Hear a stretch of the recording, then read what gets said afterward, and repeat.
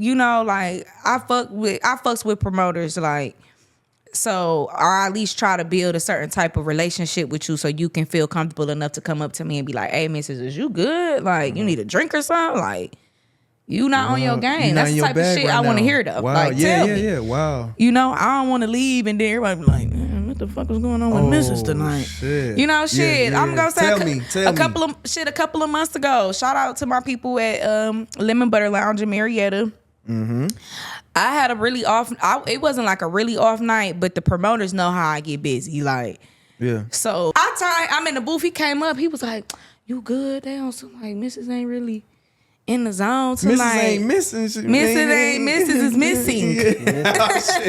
Right. So I turned around because I'm in my phone. I turned around and I just broke down, cried. I said, bro, I'm going through a motherfucking breakup. Like, I know y'all don't give a fuck. I'm sorry. But I'm sitting here arguing with this nigga right now. I'm fucked up. Oh, nah. Yo. Welcome to the Lavish East Podcast, where we can talk about anything, but we love to talk about how we get to a bag. It is your number host, A-Rod. And you know I got... DJ Mrs. Hey. And you know I also got my co-host in the building. Thank the God. Yes, sir. Period.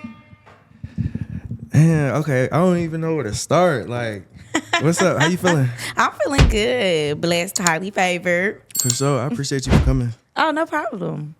So, okay. Who is DJ Mrs.? DJ Mrs. is Angelita Owens from Cleveland, Ohio, born and raised. Okay, the government. Yes, that's who I am. She is me and I am her, okay? So I have a love for music. I have a love for people. My thing is to really spread love through, you know, in places where love really isn't, and that's the club. And, you know, it's always negative stuff, negative energy in those spaces. Right. So I try to come and be a light in those dark spaces. Wow, that's deep. That's deep. No, I like that. No, I do. Yeah, I believe that, you know, that God puts people in certain situations to be his light. For sure. And working in nightlife and club with all of the mess that goes on, you see it. And, you know, it's easy to get caught up in that lifestyle. But, you know, I feel like God ordains people and pushes people down a certain path to share his love and his light. Right. Mm-hmm. Wow. Yeah, because that industry is definitely, you can definitely get like caught up in a whole lot of stuff. Seriously. Yeah. Like, it's a lot of people that don't really make it out or make it to the space that they want to get to because they get caught up in the mess, the drama, on what the nightlife or being in the industry period can bring. Correct. And then, okay, you say you from Cleveland. Okay. How did you get the name DJ Mrs.? I got the name because when I first wanted to DJ, my sister and I, we were talking, and my family calls me Angie. Mm-hmm. So she was like, you can't be DJ Angie. That's jank as fuck. Like, that's corny. Like, who gonna book DJ Angie? So I'm like, okay, you're right. So it's not as significant and special. Like, it doesn't stand out. It don't stand out. So in high school, I had a grill. And in college, I had a grill. And people would make a joke. You know, Kaya, my neck, my back. She's Thug Mrs. People would call me Trill Mrs. Got you. Okay. So my sister was like, well, you can't be called DJ Trill Mrs. Like, you going to want to be professional one day. And I was like, let's just keep Mrs. Just like that. Yeah. So I just played it on like DJ Mrs. because I'm married to the game. Okay. Mm-hmm. That's hard. I like that. How did you get into DJing, and how long have you been doing it? Okay, I've been DJing for 10 years. I got into it because I always made mix CDs in middle school and high school. But, you know, I never really knew what a DJ was or what it all entailed. So when I got to college, shout out to Central State University, me and my homegirls was tired of hearing the same stuff at the parties. Like, we knew when certain songs was playing, the party was about to be over. We just knew what it was. Right. So okay. I feel like sometimes as DJs, they'll be going to different events and stuff, different parties, and they'll kind of get they'll get comfortable with a certain playlist. Mm-hmm. and you already know, like especially in Atlanta, like okay, lovers and friends coming on at the end of the night, which nothing's wrong with it, but like. If you could play the classic hits, ours, we knew the party was about to end with "Dance for You" by Beyonce came on. Okay, got you. We knew the party was over. So basically, I'm saying like there's still multiple songs to you can like switch it up. Try different stuff. Try it out. Like even if you gonna go lovers and friends, mix it into something else. Right, like throw us off a little bit. Right. But so one summer after my freshman year, I was speaking to my friends and I was like, I think I want to DJ. And I had a lot of DJ friends from home. So I took the summer, I wasn't doing nothing and learned how to DJ. And I came back and was DJ Mrs. Just like that. Literally. Wow. I just started doing parties on campus. Central State is a HBCU, so most HBCUs got Chicken Wednesday, Fried Chicken Wednesday. Mm-hmm. So, shout out to Lane College, Fried Chicken Wednesdays, right after the calf. Come on, right after the calf. So we'll be turning up in the calf on Fried Chicken Wednesday. So it was Business Wednesdays, Fried Chicken Wednesday. So everybody in there in business attire, eating fried chicken, turning up in the middle of the calf. Gotta love our people. For sure. I like that. See, I'm mad I ain't getting no experience like that. It's cool though, like... College was a time. Yeah. Like college was a time. So you said you started DJing in college. So what was your first party you got booked for? What was that first experience where it was like, all right, it's all on you? Okay. I remember my first party like it was yesterday. And it was back in Cleveland. It wasn't even at college yet. It was before I went back. So shout out to DJ KY from Cleveland. He had a party. He used to throw the biggest parties when we was young. Mm-hmm. And he was like, this your time. Just like that. He was like, come and try. Like, you can't keep practicing in your basement. Like, right, you gotta go outside. You gotta take that leap of faith. You gotta go outside and you gotta feel the people, your song choices, things pressure. like that. You gotta feel it. Yeah. Or you gonna continue to just keep practicing and never step outside. Yeah. The first song that I played was Clap, Waka Flocka. Clap. That was the very first song I played. I don't remember nothing after that because I was zoned out. Yeah, you was zoned out. I don't remember nothing she in her own after world. that, and it was crazy because I lost a friend that evening that passed on. Shout out to my boy Aris, and he came to support me, and it was unfortunate that he ended up losing his life that night. And that was your first night. Mm-hmm. And he came to support, and that was just something like, okay, I gotta do this shit now. Yeah, that was wow, sure. That was a sign. Mm-hmm. Wow. So I guess I lost train of thought, but okay, so I brought up 10 years ago because I just feel like, okay, you were DJing in a time where I personally don't think there were too many lady DJs. Oh no, it wasn't. It was not. Like, I really want to talk about that. Like now, I'm starting. You said that because it wasn't. I'm starting to see like so many lady DJs, black lady DJs at that, and it's just like that's what's up. No, yeah, it was a rare thing. Like, but y'all, that's like it's genius though, because even when ladies like rap and stuff, it's like y'all a walking bag because there's so much y'all can do. It's just like hair, makeup, nails, modeling, all while y'all doing. It's a lot that's going into it. It's so many, different avenues. So, wow, no, that's what's up. What are the pros and cons of being a lady DJ? The cons are the regular shit, you know, niggas trying to holler at you when I'm trying to handle business. You trying to work. Is you trying to book me or is you trying to bomb? Right, That's right. It's that to me, that's the main damn thing. Like being taken seriously. Luckily, I don't have to go through that anymore because I earn my stripes. For sure. But it's like starting off, like women have to be focused. And another con is like you don't know who genuinely trying to be down or trying to help you. Like correct. The pros of this stuff is like, you know, I'm a woman. So, you know, things gonna be a little bit more smoother for me. I don't have to do what most men do. Like if a promoter, he's gonna treat me with a little bit more respect than he might do for sure, a male DJ. Because it's just like, you know, it's man shit. Like, you know, I don't argue with men. I don't go back and forth with men. I'm very polite.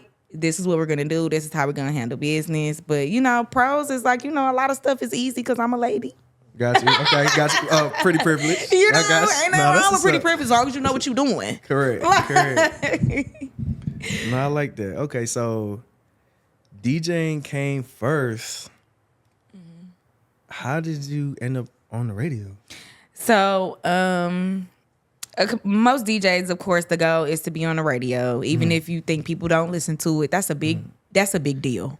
So For sure. right, For that's sure. a huge deal. So any DJ that's able to, even if it's for a holiday weekend or anything like that, wear that shit as a badge of honor, because that's hella people that don't know who you are from a can of paint listening to you just get in the car. Yes, that's major. So, I just wanted to mix. My boss at the time, Bill Black, he used to follow me on Snapchat, and I used to talk stone cold shit on Snapchat. Yeah. Like stone cold shit when I was in college, things like that. And I remember one day he messaged me and he was like, when you graduate college, because finish school, you got a job. Just like that. Wow. Cause I be wishing that I had like nigga had to get it out the mud. You feel me? Like One of them I slept outside the radio station, nigga. No, but No, like sometimes, like I said, it's about just, some just people who are you, ordained. Yeah, that, like and who you know. Like just like it's not always what you know, it's who you know. No, that is a real thing. The power of networking is in Atlanta, the right network will make you $1 million. For sure. So he was like, when you're done with college, we gonna start you off mixing, but you got too much personality to just be in the booth. Yeah. Like people need to hear you and they need to speak. Now, as far as I got with syndication, shout out to my brother Incognito, posted on the corner. Posted on the corner. Yes. So that's where I heard your name from. All right, I've been sitting over here. All right, so I bet. So, yes, I'm very on Posted on the familiar, corner. Yeah, very familiar. I bet. With Incognito, and I met Ink in Cleveland. He had his show in Cleveland for a little bit. He was out there for some years. And y'all both from out there. Ink is from Columbus, Georgia. So he had to move out there, in some things in radio, they test you like, we're going to send you to a small market to see what you could do. Oh, wow. And that nigga turned up. Wow, yeah. It's like, so when he got the opportunity to be syndicated, this was during the pandemic, and we only started off with 5 or 6 cities. And he called me and he was like, I need like another portion to my show. And I ain't trying to talk about no gossip. So he was like, you want to do it? And I was like, hell yeah. For sure, Hell yeah. That's a no-brainer. But we not thinking like, I'm not thinking that it was going to turn into 20 plus different cities. And he told me straight up, he's like, Mrs. The goal is for me to get back to Georgia. And I was like, well, nigga, you ain't leaving me in Cleveland. I'm coming too. Yeah. So I took the leap of faith and came for syndicated radio to Atlanta.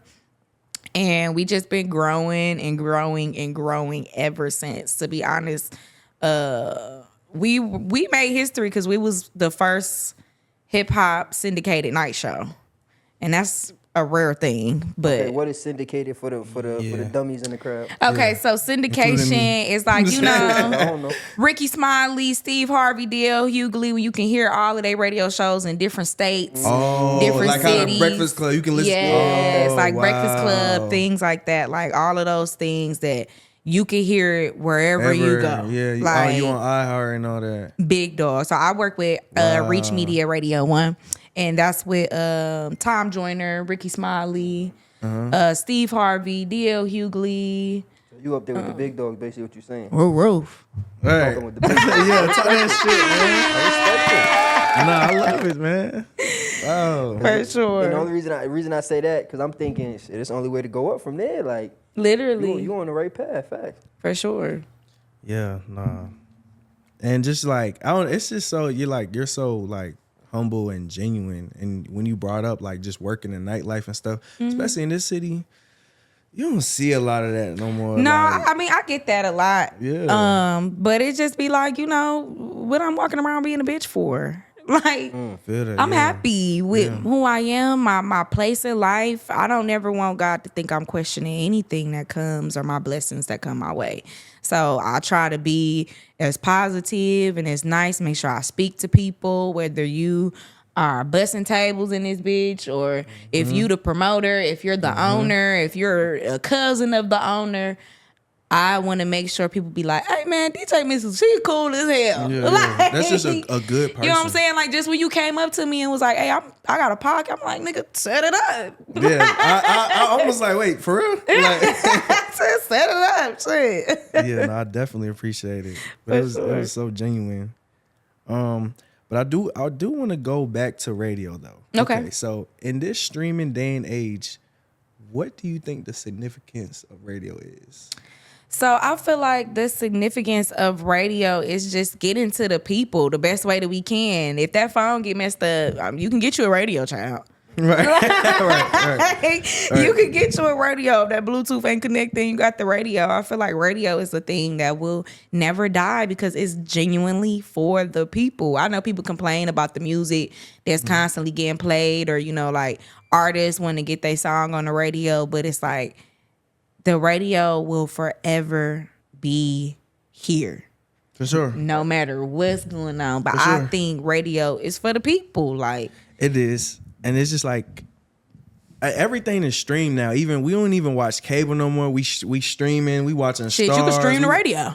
Yeah, like, so it's just different now. But like, you know, just a few years ago, just, you know, being younger, like we listened to the radio was everything. I'm talking listening to all the morning shows. It's nostalgia for real. Yeah, And that's how I feel like even yeah. sometimes people still get in the car now and be like, I'm just finna listen to the radio. Like, Yeah, so sometimes before, you know, I go on Apple Music and I hear like, okay, it's a certain station that I like. I'm gonna listen to it for a little bit. And it just kind of just take me back, like just a little. That's what I was literally just talking about. Yeah.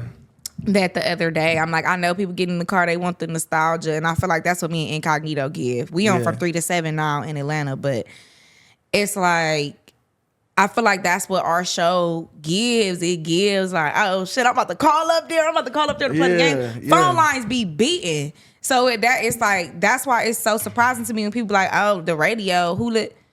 People listen to the radio, child. See, I think people be so in their own world, and that's when they forget about it. But you gotta think about it. People play the radio in restaurants, when you going to work, in the kitchens. People, they be in there listening to the radio. The world is big, man. There's a lot of people out here. Literally. So that's what just our age group, but there's so many other people. People listen to the radio. Kids still listen to the radio. Yeah. You got to think like different age groups. Like, that's the way for like your moms to connect with what you got going on or what you listening to. All the stuff that's being played on the radio, I could play it in the club, and auntie and them and uncle and them, but still they can get their little 2-step on because they done heard it 1,000 goddamn times. Right. That's right. That's absolutely right. So I think that's radio will keep the people together. I love that. So as I'm scrolling down your IG, so you on the radio now. So I see one thing that come with the radio is these major interviews with these different celebrities. For sure. Talk about that a little bit. So, I love doing interviews. OMG, I love meeting these celebrities, just to really see how they are in person. My favorite interview of all time is when I got to interview Jocelyn Hernandez. Oh, I didn't expect you to say that. People be so. Yeah. But no, Gucci. The Puerto Rican princess. Yeah, so Gucci Mane is my favorite rapper. That was like a highlight of my career because he's my all-time Who had favorite. you starstruck? Gucci Mane, 1,010%. Gucci. What had you starstruck? Literally, Okay, I'm talking about. I had That's what's posters, up. magazines, everything. Gucci Mane was my. You played some Gucci last night too. Yeah, I was love like, okay. Gucci. Yeah, So- he in my top 5. But my favorite, people always ask me my favorite interviews, and honestly, it was Jocelyn Hernandez because I'm a reality TV girl. I love reality TV. Right. That's my comfort. I love that. So Yeah. she's exactly who she is. But she is such a beautiful person on the inside. Like, Wow. she is really like a cool ass bitch. I don't know how else to really describe it, but she was like, her energy is amazing. Like, she's a person. You give me the respect, I'm gonna give you the respect times 10. Yeah. Cause you showing me so much love. She's that type of person. Yeah, she came a long way too. Hell yeah. So she literally manifested her whole life. We watched her whole life unfold on TV. She manifested all of this. Yeah. So for her to have her own show and doing the cabaret and she going crazy with that on Zeus too. Putting these dancers in better positions so they can get paid, so they don't gotta be